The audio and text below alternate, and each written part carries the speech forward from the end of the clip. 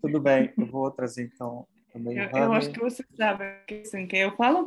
Lamentavelmente, os meus colegas não falam, mas como discutimos, você vai nos ajudar a definir as ideias mais importantes em português, sim, para não perder Perfeito, nenhuma ideia importante, tá?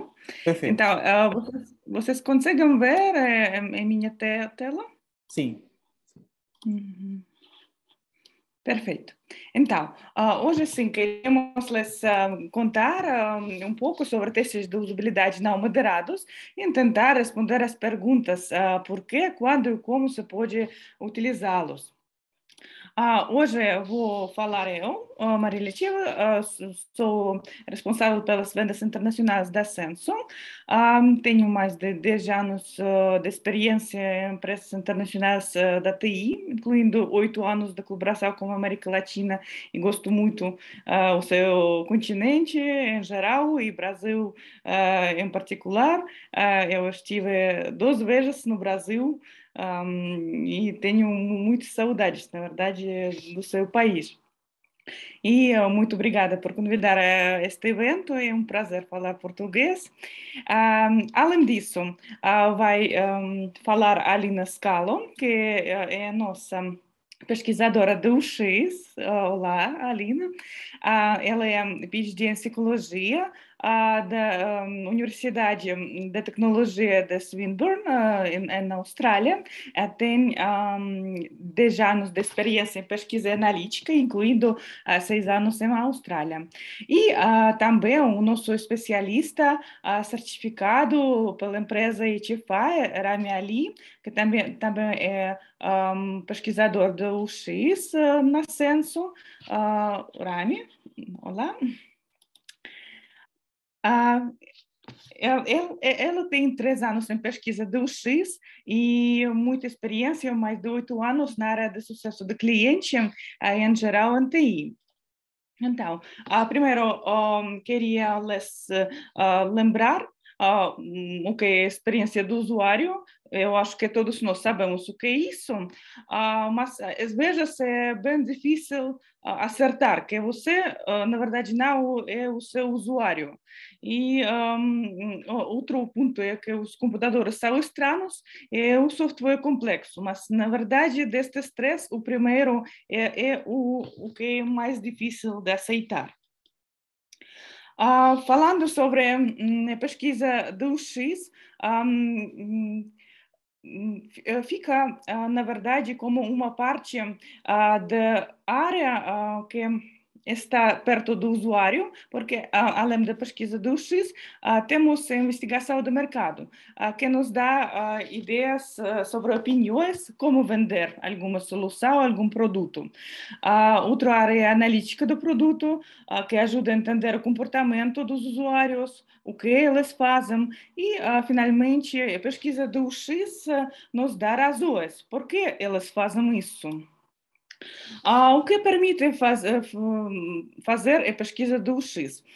Pode investigar se os usuários realizam as ações esperadas na interface, também medir a taxa de sucesso do uso da interface, determinar o cenário do usuário, estabelecer quais elementos da interface são problemáticos, além disso, explicar por que os KPIs estão tornando-se pior e muito mais.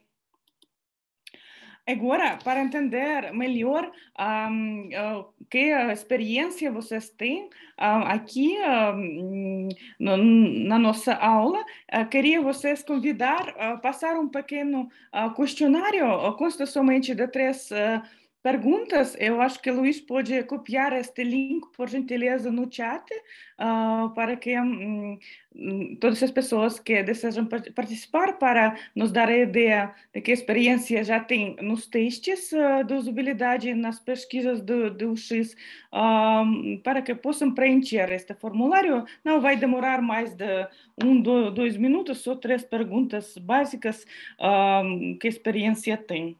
Pode ser?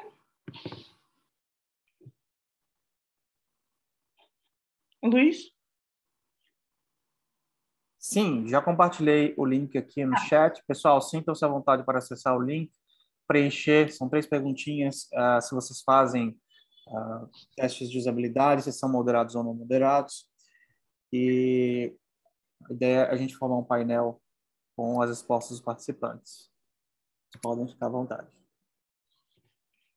Então, vamos dar 2 minutos para ver que resultados vamos obter nesta pequena pesquisa e vamos compartilhar todos juntos os resultados.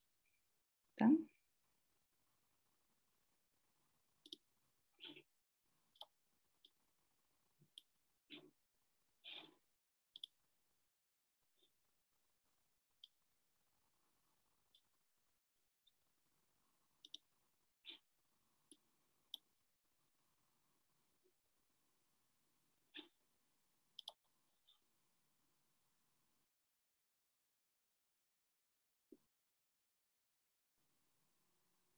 Não, vejo que já 5 pessoas já preencheram, e mais 9 estão fazendo. Este questionário vou compartilhar outra tela, onde podemos ver ao vivo os resultados obtidos.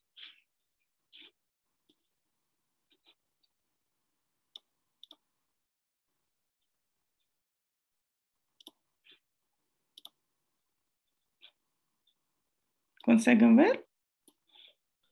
Sim. Agora. Perfeito. Vemos que 10 pessoas já preencheram este formulário. 5 estão terminando. Já vemos que muitas pessoas têm experiência nos testes, que bom. Vamos esperar um minutinho mais, se por acaso.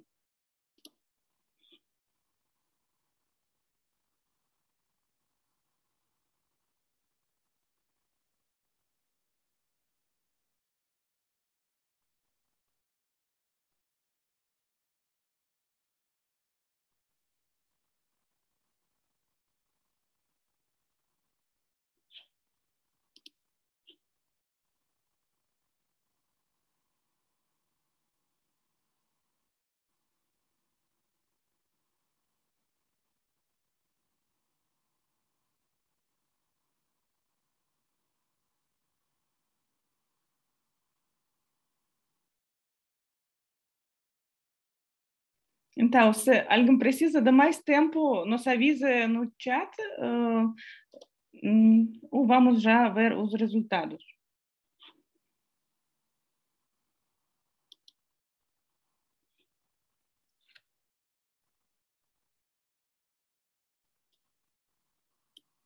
Maria, acredito que já podemos ter um panorama parcial dos resultados e ao Sim, final a então. gente atualiza. Sim, perfeito.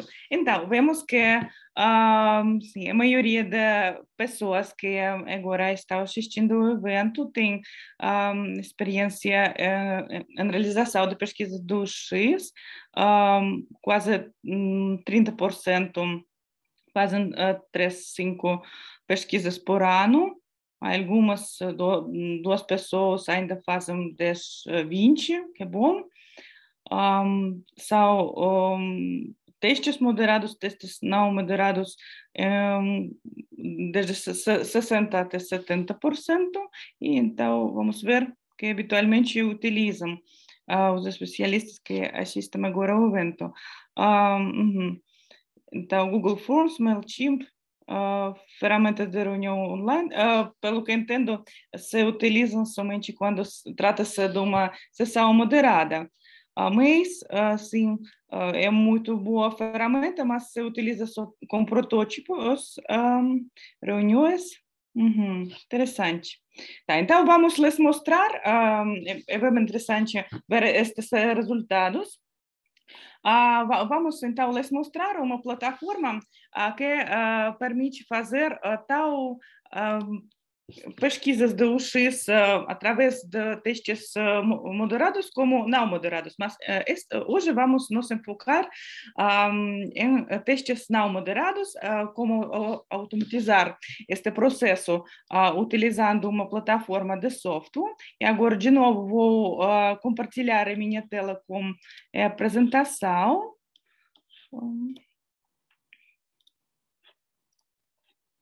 Aqui.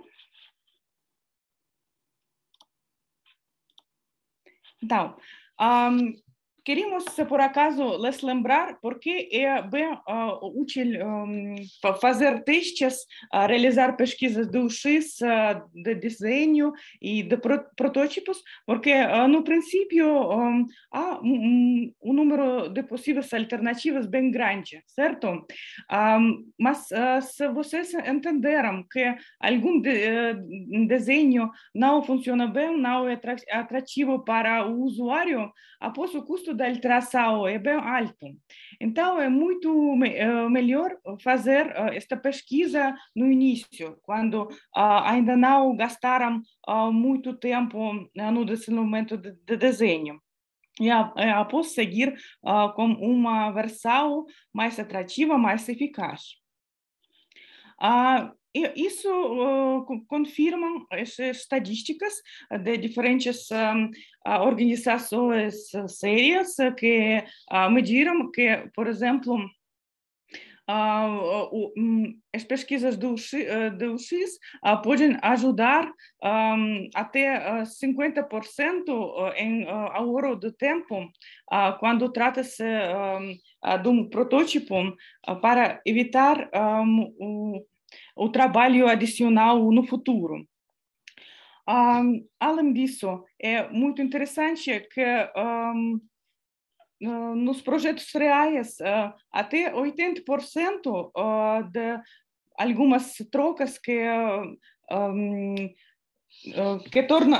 se tornam, que tem que estar, desculpa, algumas trocas somente 20% das trocas são bugs, e outros 60% são trocas que se podia evitar se vocês testaram de antemão o protótipo. É muito interessante que o principal objetivo de qualquer pesquisa é ajudar as empresas a ganhar ou não perder dinheiro. E um exemplo da Amazon nos mostra isso em números também.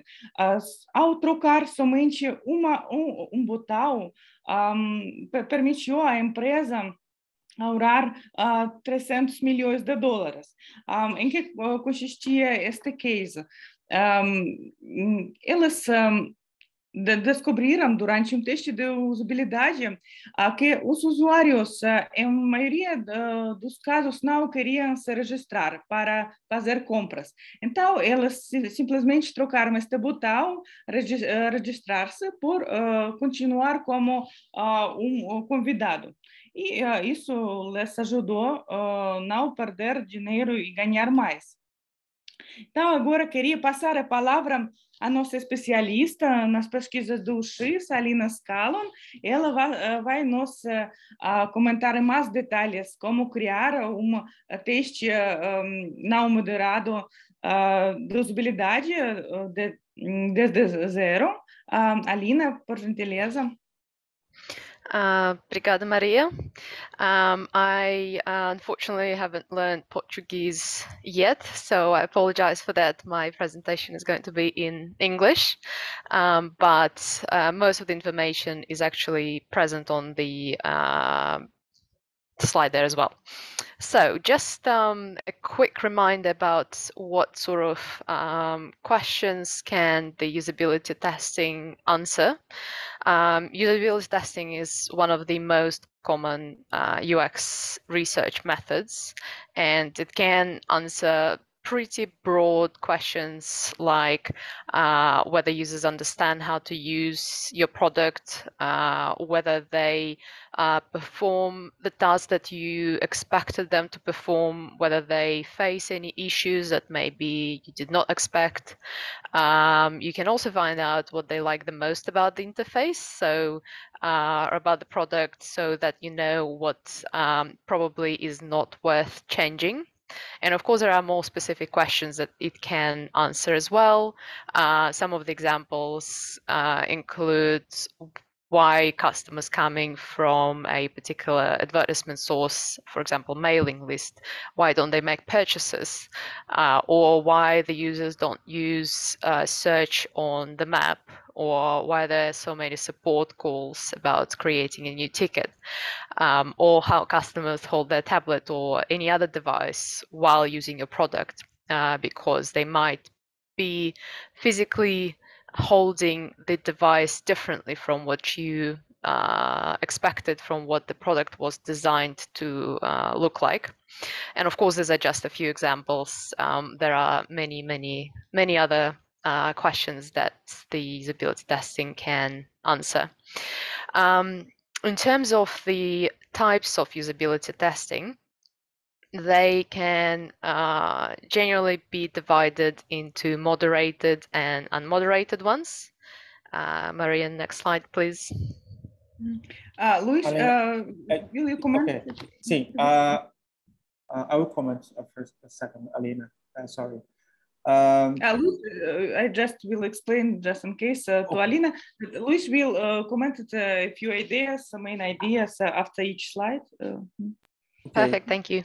Pessoal, então, a Alena acabou de comentar como no escopo do teste de usabilidade nós temos algumas pesquisas que, mesmo sendo genéricas, nos ajudam a entender melhor o funcionamento do produto, né?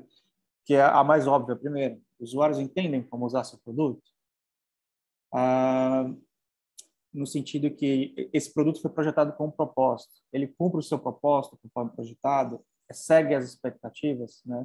Ele cumpre aquela experiência mínima ou minimamente amável que a gente presumiu ao projetar? Ao mesmo tempo, serve também para responder perguntas específicas. Por exemplo, por que há tantas chamadas de suporte e criação de novos tickets? O que está acontecendo, né? Ou, no caso do Analytics, por que as pessoas estão saindo de determinada tela? E mesmo assim, né, em perguntas mais genéricas e perguntas mais específicas, existem pelo menos dois tipos de teste, os moderados e os não moderados. Ok, thank you. Obrigada. Thank you, perfect. Right, so the two types that will usability testing can be categorized into is moderated and unmoderated.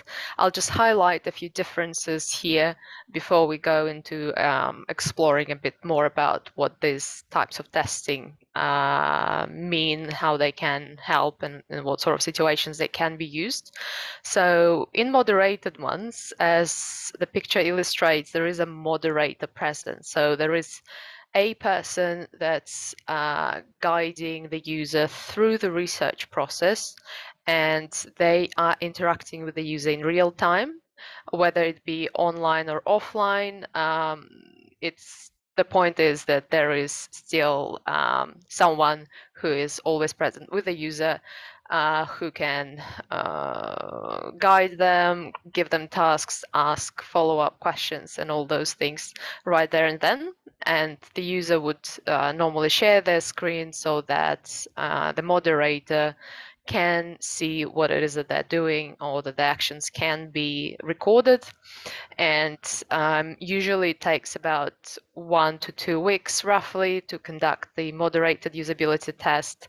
Of course, it varies because it depends on the complexity, on the required number of participants, but that's just a rough estimate. And the second one is unmoderated. As you can see on the picture, there is a person who is sitting on their laptop. And that's because unmoderated testing means that the user is guided by a software application. So the moderator isn't there physically, isn't present during the process. The moderator or the researcher or a designer, they would program the software to show things in a particular order, and we'll show you some examples later on in our presentation as well. And while that's happening, the user's actions, voice, face, or some combination of this is being recorded. Now, yes, that's the end here. Thank you. Yep. Nice. Então, pessoal, no da esquerda, né, onde nós temos os testes moderados, ele presume a presença de um moderador, né? Existe uma pessoa ali guiando o usuário no método de pesquisa, seja ele online ou offline. A questão é que existe alguém ali. É muito comum no nosso mercado, quando a gente fala sobre UX Research, né? Como é que eu faço pesquisa com os meus usuários? A questão é que existe alguém ali presente para responder perguntas, dar suporte. Quando a gente faz um teste remoto, o usuário compartilha a tela e o moderador vê o que o usuário está fazendo. E em termos de tempo, pode levar até 2 semanas, porque a gente vai recrutar 5 pessoas, tem toda a compilação de dados depois, né, para poder entregar o resultado. E no outro, que é o teste não moderado, não existe moderador, né? O nome já fala. É usado um programa, um software, para mostrar algo para esse usuário, e durante esse uso, né, durante esse tempo de interação, a voz, o rosto, as ações do usuário com esse gadget estão sendo gravadas para posterior análise. Isso ajuda bastante. Thank you. Thanks. Right, so it's good to understand the benefits and limitations of each type, so you can choose which one to use in your particular circumstance. So some of the benefits of moderated testing includes that you can ask questions during a test. So you can improvise during a test. So if there is anything that needs clarification or any sort of assistance or anything that wouldn't go according to this scenario, you are there to fix it right there and then. You can also build rapport with the participant, which means that they might feel more inclined to share their emotions. But at the same time, because you or the moderator is actually there, it means that planning, organizing, and conducting individual tests is very time consuming. And that's why at that previous slide, it said that the time frame for the moderated testing is about 1 to 2 weeks, as opposed to 1 to 2 days for the unmoderated one. It's because it requires a lot of human resources in terms of actually being there all the time, planning, making sure that all the participants know when they need to be where, dealing with all the technical issues, etc. And then the last one here on the slide is that moderation errors can distort your test results. So you might inadvertently direct the participant to a use of product that you expect them to do, rather than what they would do in a more neutral circumstance. And then in terms of the unmoderated ones, the benefits include the fact that you don't need to schedule individual meetings. Participant can also participate in a test anytime and anywhere. So if they would like to do usability testing during the night, they can still do it. It's fine. It's also very convenient for different time zones because you don't need to try to come up with a time that works for both of you if they're on a different side of the planet. It is much faster than a moderated study, so sometimes it's possible to receive results within just a few hours if you have enough of a base of participants. Participants may also feel more comfortable giving feedback without others around, so they wouldn't be thinking, oh, I might offend this person who I really like, who's talking to me right now, they might actually give potentially more critical but also more useful information. And you can collect feedback from dozens of users, sometimes even more if it's necessary. But of course, there are some limitations here as well. So if you want to test a very early prototype, low fidelity prototype, it would be difficult to do with an unmoderated test, because a participant may not quite understand what a low fidelity prototype is, and they might expect different functionality, and it would be difficult for them to focus on the task. And of course, you also can't ask any additional questions during the test because you're not there. Yet you can still ask follow-up questions, which again we'll show today. They will just have to be pre-recorded, and you'll need to stick to your plan in terms of unmoderated testing. That's it on the slide. Legal. Pessoal, eu vou tentar resumir, tá? Basicamente, a gente está observando aqui o trade-off dos dois tipos, né? Então, basicamente, os dois têm benefícios e limitações, sendo moderado, que o moderado, ele, como tem a interação humana, ele tem a presença do moderador, permite a realização de perguntas, permite condução, é possível improvisar, de repente o usuário, você tem uma interferência, o usuário faz algo que você não está esperando, dá um problema no sistema, tem uma pessoa lá para improvisar e tentar resolver. É possível fazer um report com o participante. E os problemas são assim, demora, porque como você precisa de uma dedicação humana, demora muito tempo planejar e executar um teste moderado como esse. E pode ter enviesamento no resultado se existir uma específica interferência ou se você traz uma enorme bagagem de expectativa como o usuário usaria esse produto. Ao mesmo tempo, no caso do não moderado, não existe essa necessidade de agendamento. O sistema está online o tempo todo, as pessoas vão acessando, clicando, você vai recebendo esses resultados, vai observando como que essa análise quantitativa vai tomando forma. Então, é possível escalar com os testes. O problema é exatamente o contrário. Você não tem uma pessoa lá. Então, você vê a atitude que o usuário está tomando, mas você não consegue fazer perguntas, aprofundar no porquê das questões, né, dos comportamentos dos usuários. Ok. Thanks.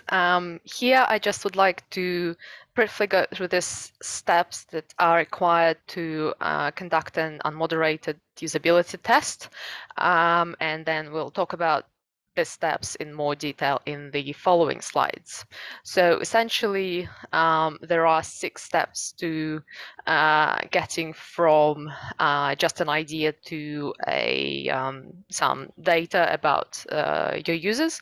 You need to firstly define the study goals. You need to select the testing software that would help you achieve your goals and do the test in the most efficient and effective way.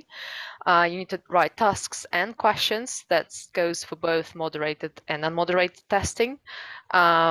It's always a good idea to do pilot tests to make sure that everything works the way you expected it to, that there aren't any technical issues that arise, that your tasks are clear, and all those things. Then you need to recruit participants, and finally, of course, analyze results. That's it on the slide. Ok. Eu não vejo mais o slide. Ok. Então, em resumo, pessoal, é a descrição da condução de teste num teste não moderado, né? Porque você consegue definir os objetivos do estudo, como em qualquer pesquisa, você tem os objetivos e o que você almeja entender, né? Seleciona esse software que vai absorver esses dados. Então, o trabalho é dedicado para construir essas tasks, né? E como o usuário vai executar as tarefas dentro do software que você está testando. Faz um teste piloto para avaliar se funciona. Recruta os participantes e daí pode ser distribuído em enorme escala, como a gente colocou. E depois analisa os resultados, o que você vai recebendo ao vivo, tá bom? Ok. Obrigada. Thank you. So the first one on the previous checklist was define study goals and plan the study. So in terms of defining study goals, essentially you need to think about what it is that you hope to accomplish by doing the study, what sort of information you want to have by the end of the study, and that will really help with determining what the goal, the aims of the study are, and how to and what the steps are required to get there. It's also, of course, useful to think about the types of participants that you want to include in your study, even on this step, because it can help you formulate your goals a bit clearer. And then when you get to formulating your hypothesis, one of the easy ways of doing it would be to go through the prototype either yourself, or even better, asking a friend or someone who was involved in the development of the product to go through it. And while you observe, you can notice any potential usability issues that arise, that you can then note down, and they can become they can then turn into your hypothesis. So hypothesis should be some sort of assumptions that could be proved or disproved, so that by the end of the study you can say, yes, this hypothesis was confirmed or it wasn't confirmed. You need to have very clear criteria to how you're going to determine that. So for example, here it's very specific things like the user will like press this button when they're on this page, or that they will search for this in this category or whatever. That way you can easily see whether people do it and how often they actually do, so you can have clear results. That's it on the slide. Ok. Então, pessoal, em resumo, basicamente, quando está definindo os objetivos de pesquisa, a gente define que informação a gente espera até o fim do estudo. O que a gente está tentando provar ou desprovar? Quais são os passos necessários para chegar lá?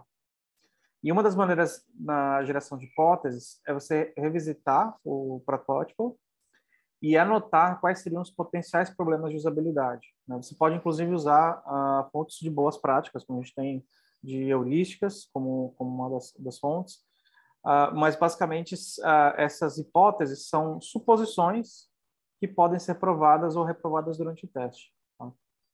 Ok. Thank you. Now, even if you're conducting unmoderated testing, you still need to write task instructions and follow-up questions. And in fact, they actually have to be potentially more thoroughly analyzed and written than in moderated ones. And that's because participants cannot ask any questions during the study. So they can't ask for clarification if they don't understand the instructions. You also can't ask them to try again if they do the wrong thing. And of course, if users misinterpret your instructions, it would make it much more difficult to analyze. So to write good instructions, you need to articulate what it is that you want the user to accomplish. But the trick is to also do it without making it too easy. So without including any hints, without guiding them to do a particular thing, rather creating a scenario or a context in which they would perform one thing or the other, in which there is some ambiguity where they could go in different sort of directions. And of course, there's this, the picture illustrates this idea that if you ask questions or give tasks that are too suggestive, it would mean that you can't really analyze that sort of result, because it's much easier to say, yes, I do like this new design better, or yes, I do find it easier to use, if the question is phrased this way. Another important thing is that unmoderated task instructions should explicitly tell users when they should stop, because again, there isn't going to be a moderator present there that could tell them to stop and move on to a different task. And then any follow-up questions also need to be planned, and they can include quantitative questions, close-ended questions, where you could rate the subjective difficulty or satisfaction from using a particular product. Or you can also ask any open-ended questions in which users describe specific parts of their experience, provided there aren't too many open-ended questions, because people usually don't like answering a whole lot of them. That's it on this on this slide. Legal. Então, pessoal, as tarefas são escritas conforme objetivo, independente de ser um teste moderado ou não moderado, tá? E no teste não moderado, embora tenha um software, as tarefas e esses objetivos também precisam ser, os objetivos precisam ser escritos, as tarefas também. E precisam ser escritas de uma forma que o usuário entenda claramente o que precisa fazer. Assim como um teste que a gente faz na escola. O enunciado da questão tem que estar muito claro, porque não existe moderador ali para ajudar. Mas tudo bem quando a gente faz apesar de ser claro o enunciado, tudo bem que a execução, né, ou a interação com o produto não seja tão fácil, que exista alguma ambiguidade nesse artefato. É ok ter isso, porque não é um problema, tá? Porque permite investigar quando o usuário consegue navegar corretamente ou não. Se está compreensível no produto, a navegação que ele deveria tomar, né? E então essas tarefas têm um delimite, elas têm um tempo de começar, um tempo de terminar. A gente deveria também dizer quantos usuários devem parar de executar uma tarefa, porque como não tem alguém ali para moderar o teste, né, basicamente a gente automatiza esse processo. E qualquer questão depois, né, da execução dessas tarefas pode ser realizada. Então, você pode perguntar a noção de dificuldade que a pessoa teve para fazer essa interação, pontos de experiência que se destacaram, e assim vai. Ok. Thank you. Now, the next thing is to recruit your participants, and a couple of reminders here is that participants should match your target audience. So everyone is not your customer, meaning that you need to narrow down the criteria according to which you are choosing your participants.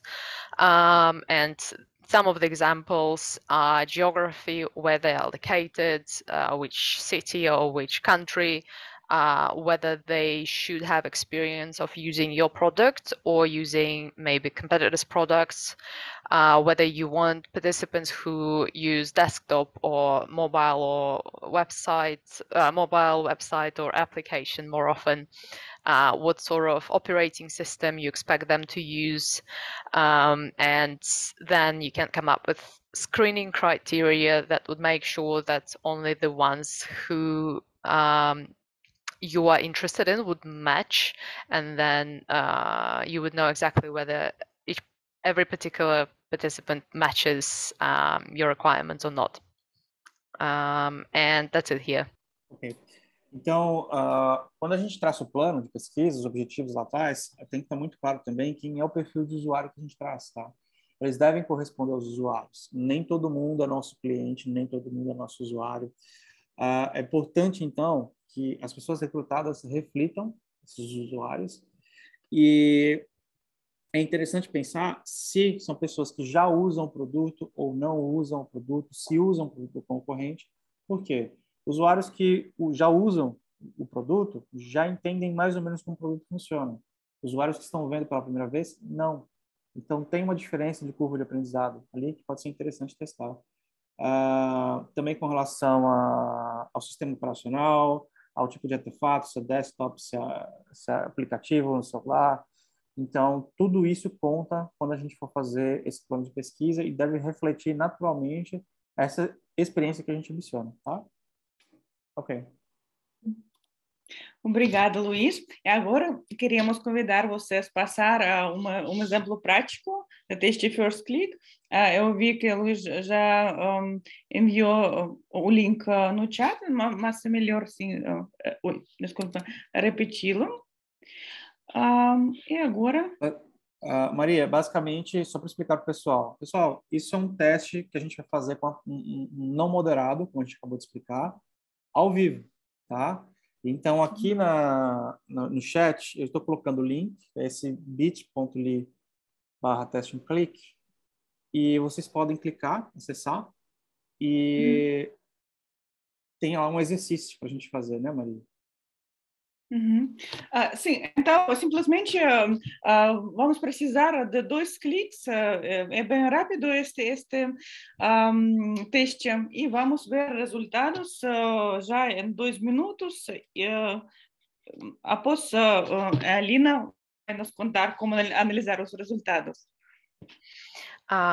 Yes, thank you. So in terms of analyzing the results, so what can you actually do with your data from your usability tests? So generally speaking, there can be 2 types of data that you get. One is qualitative and the other one is quantitative. The qualitative data means that you go through every video or every participant's notes, and you review each of them. You identify problems, any questions that maybe the participant had. You track positive and negative reactions to the design. So you really review sort of those individual things. Whereas if we talk about quantitative data, that is something that you would normally collect on dozens or even hundreds of participants. And it can be things like success rate, task time, single usability metrics, other UX related metrics, any emotional reactions that would be automatically tracked, eye tracking that would also be automatically tracked and would show where the person looks. The way you can use this kind of data is to compare it to your maybe previous products performance. You can also compare it to your competitors' results. You can sort of see how you're going in very objective, quantitative way. I guess the most important thing here for both of these types of data is just to remember to think about what it is that this numbers or this nodes mean. So how can you use them and what might stand behind a particular result. And that's it from me. Thank you, Maria. Thank you, everyone. Thank you, Alena. Luiz, se você vai comentar alguma ideia principal? Sim, esse é bastante autoexplicativo, tá? A comparação, mas basicamente, pessoal, bom, entre qualitativos e quantitativos nós temos esses dois essa variedade de métodos aí mostrada na tela, tá? Com relação aos qualitativos, como diz tanto quanto lá nos moderados, né, que é uma abordagem qualitativa, é necessário critério para que não haja enviesamento. Então essa análise em relação a problemas, reações positivas e negativas tem que ser muito assertiva.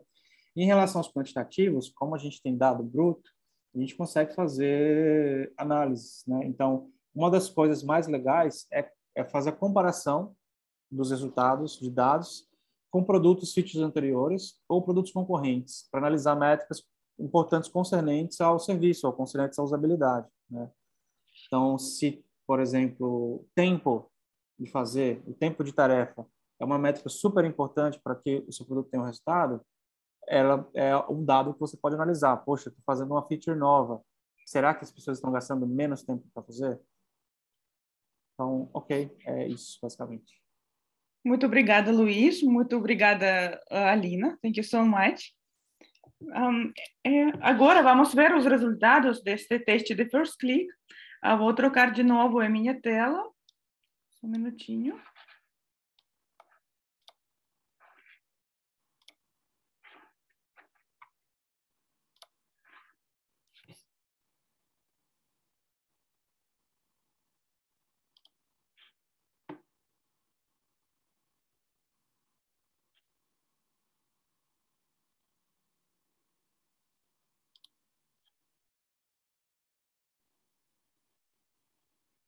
Aqui temos. Agora.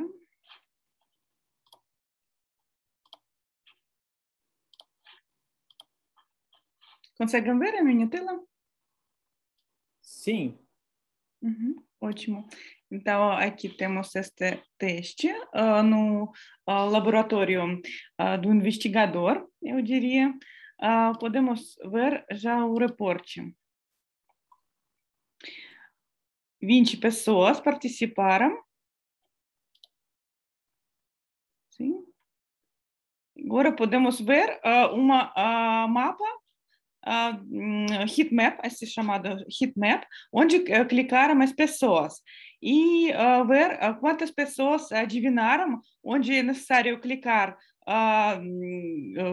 onde é correto clicar para fazer a tarefa, e vemos que, lamentavelmente, 65% não clicaram na parte correta. E 35% clicaram na parte correta. Vamos ver onde deve ser. Vamos lembrar qual foi a tarefa. A tarefa foi que um dos seus influencers favoritos faz análise de produtos do Mercado Livre e você gostaria de vê-lo. Onde você clicaria para fazê-lo? Na verdade, a resposta correta é live. Aqui vemos que algumas pessoas clicaram e foi correto. Outra... Maria, nesse Sim. caso, demonstra que para encontrar novidades sobre produtos, esse termo live ou essa sessão neste local não estaria claro para todo mundo, né? Sim, isso. Então, esta pesquisa do UX mostra que para os usuários, em muitas ocasiões, não é óbvio onde elas devem encontrar estas notícias, estas análises de produtos. Então, aqui, para o Mercado Livre, seria bom fazer uma pesquisa de UX para evitá-lo. E outro exemplo, vamos ver. Também. Então, vamos lembrar. Aqui se tratava de um programa de lealdade que oferece benefícios especiais para os que estão subscritos para este programa. E a pergunta foi onde você clicaria para aceder aos detalhes deste programa. Também vemos que somente um pouquinho mais de 30% de pessoas clicaram na parte correta. A parte correta aqui está destacada com um retângulo verde. Sim, aqui, ao clicar aqui, você pode aceder aos detalhes, o que inclui este programa de lealdade, quanto custa e tudo isso. Então, outras pessoas clicaram em outras partes e mais de 65% de pessoas fizeram assim. Então, vocês podem ver que em 2 minutos você pode receber diferentes insights interessantes, entender se é óbvio para os usuários o que vocês está oferecendo ou não. E aqui vemos que as nossas hipóteses, achamos que provavelmente não é tão fácil encontrar estes detalhes do programa de lealdade e não é tão fácil entender que live significa os análises de produtos. Então, as nossas hipóteses confirmaram e recomendaríamos ao Mercado Livre também tê-lo em conta. Tá? Obrigada. E agora eu vou Vou trocar de novo. Vamos agora vamos mostrar em mais detalhes a plataforma que sabe fazer, que você pode fazer. E queria convidar o Rami Ali. Rami, could you show us our platform in action, please? Yeah, sure. Hello. Hola. I'm going to share my screen first. Sorry, I don't speak Portuguese as well, so I'm going to speak English.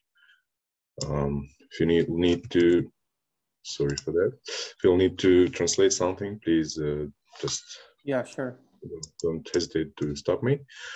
So Maria already showed you a test built in Sensor study, which included first click test. I'm going to show you another sample test with some additional methods of unmoderated usability testing. So here, and also I'm going to go briefly and as fast as possible through the whole user interface of our solution. So that here we can see a workspace which includes a list of different studies. It could be unmoderated, moderated studies, and any other types which are currently supported. So we are going into sample test. And yep. Let me translate for everybody, okay? Sure. So can you go back to the first screen, please? Sure. Great. Então, pessoal, nessa primeira tela, vocês estão vendo uma lista dos estudos, tá? Que podem ser os testes moderados ou não moderados. Eles já ficam em lista e você consegue acessar os detalhes como ele acabou de fazer. Ok, thank you. Oh, you can change the language to Portuguese. Yeah, sure. Oh, great. Yes, that will help a lot. All right, I'll try to keep it in Portuguese and describe it as far as how I remember it. All right, so here's the list, and we are going right into the study that we're going to show today. And this is the very first step when we are setting up the study, and here you can set up a greeting message that participants usually see when they just join the study. You can enable and control the privacy policy if you are going to collect any sensitive data about your participants. You can also set up some screener questions which should help to screen out participants based on, for example, their city or income. And now we're going right into the questionnaire, which is a study itself, and it is a sequence of different tasks and questions participants go through. And Maria already showed you the first click test, and I'm going to show you the two other types of other methods of testing. And the first question is about comparing two different designs. Let's say you'd like to compare a page with the product description with one of your competitors. And so we upload the images, come up with the question for participants. So once they join, they'll have to choose the one they prefer and explain in the first and second question why did they make such a choice. So we can open the image. See, this is a product description of a bicycle, and there is the same picture from other website, and the participants will have to choose one of them. Rami, just a second. Pessoal, então, quando você acessa a aba de questionário, você mostra as tarefas a serem executadas no seu teste, né? Ali, no caso, ele mostrou uma tarefa em que você sobe duas telas, né? Pode ser o seu site e o site do seu concorrente, podem ser dois produtos diferentes, e você exibe para o participante, pode fazer perguntas específicas. Então, de repente, eu posso mostrar essas duas telas e perguntar qual é a tela que estaticamente é mais agradável, ou qual foi a tela que foi mais fácil encontrar o preço do produto, ou mais fácil encontrar o botão de compra. Lembrando que tanto pode ser nesse formato quanto no formato que a gente testou ali do Mercado Livre, né? Você pode testar o quanto que a pessoa encontra também uma informação em uma tela específica. Ok, Rami.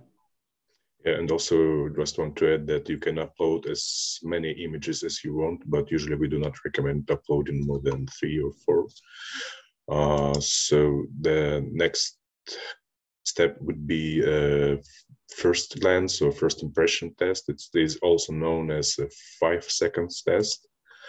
We usually recommend using this method to see what will your users notice the most in the first 5 seconds after seeing the design, and to understand what is their first impression.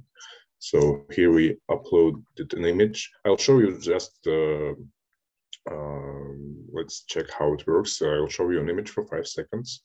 Please try to remember as much as possible, and just write in the chat what you did actually remember about the image. Pessoal, ele vai clicar agora na imagem, ela vai aparecer na tela, e daí a pergunta é você conseguir descrever essa imagem com o maior número possível de detalhes que você consegue lembrar. Ok. And after that, we'll compare what you sent with our results of the study. So, okay, here's an image. I believe it's 5 seconds, so please feel free to send your messages. Eu liberei os microfones, pessoal. Alguém quer se manifestar? O que encontrou? O que lembra? All right, further we will review the comments. And here's a question, additional question to ask users what did they actually remember. So we are asking what is the main thing you can recall from the banner you just saw. And that's it. And the last question or last step is about ranking. We want use this method when we want to know what are the most important things for participants. For example, when they are looking for a bicycle, participants have to put different options such as price, delivery cost, brand, frame size in the order of preference. And further, we can use this information to design a product page to ensure that the most valuable information is highlighted and visible and can be seen by your site visitors. Então, esse é um outro tipo de pergunta, pessoal, quando a gente quer falar sobre tópicos de informação. Então, não só classificação de objetos, sobre o que você acha mais importante para você, classificado até o que você acha menos importante para você, quanto, por exemplo, o que você mais considera quando está procurando um produto para comprar. Então, você coloca lá, poxa, primeiro preço, depois custo de frete, marca, etc, etc, etc. E aí vai. E é possível customizar como vocês quiserem. Right. So there is logic. I will just go briefly through other tabs. So logic settings allow you to set up the study so the certain tasks or questions are skipped based on different criteria, for example, demographic information provided by the participant or choices made during the test. So, for example, if participants did not succeed with a certain question, we can just let them skip the question or completely complete the test automatically. And the one more interesting thing that I'm going to show before reviewing the results is a data collection, and I believe it is right there, I think. Yeah. So here you can set up the study. So once the number of respondents taken the test reaches the specified number, the number is here, the study gets automatically closed. You can generate different links for your participants and either share them manually by sending out through, for example, any messenger, or generate a QR code so they can join from their cell phones. Aqui, pessoal, você pode determinar um número máximo de participantes. Então, digamos, apesar de ser um teste não moderado, né, e poder ser feito em escala, que você quer uma amostra de 50 pessoas. Então, você pode setar que a partir de 50 respostas, o sistema trava, né, o aceite, e pode também gerar links ou códigos QR para os entrevistados, né? Ok. Thank you so much, Rami. Thank you for the demonstration. Muito obrigada. Agora eu queria lhes mostrar os últimos slides que preparamos. Vou fazê-lo rápido. Thank you. Obrigada. Thank you.